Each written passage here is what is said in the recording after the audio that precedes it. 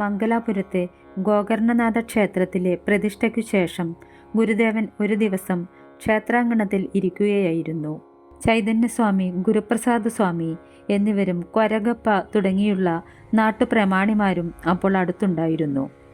ആ നേരത്ത് ഗുരുദേവന് കുടിക്കാനായി ഒരാൾ പാൽ ചേർത്ത ഒരു കപ്പ് കാപ്പി അവിടേക്ക് കൊണ്ടുവന്നു. ഗുരുദേവൻ കാപ്പിയോ ചായയോ കുടിക്കാറുണ്ടായിരുന്നില്ല.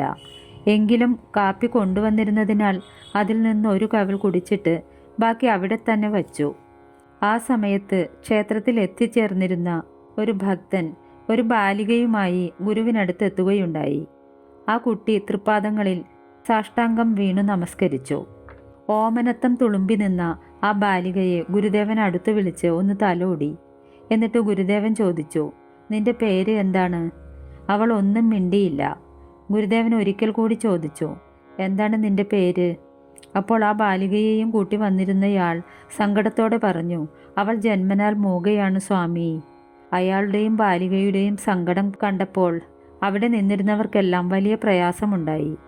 ഗുരുദേവൻ ഒരു പുഞ്ചിരിയോടെ നേരത്തെ കുടിച്ചിട്ട് ബാക്കി വെച്ചിരുന്ന ആ പാൽക്കാപ്പി എടുത്ത് 2-3 തവണ ആ ബാലികയുടെ നാവിലേക്ക് ഒഴിച്ചു കൊടുത്തു. അവൾ അത് നുണഞ്ഞു കുടിച്ചു.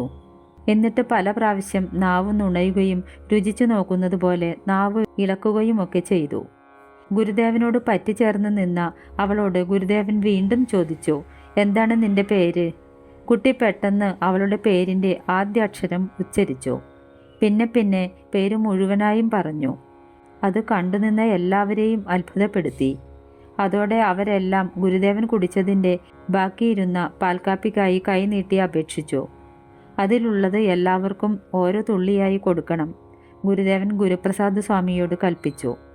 ആ ഗുരുദേവ കൽപ്പനയെ അനുസ്മരിച്ച് ഇന്നും ആ ക്ഷേത്രത്തിൽ ഭക്തജനങ്ങൾക്ക് പ്രസാദമായി നൽകുന്നതു പാൽക്കാപ്പിയാണ്.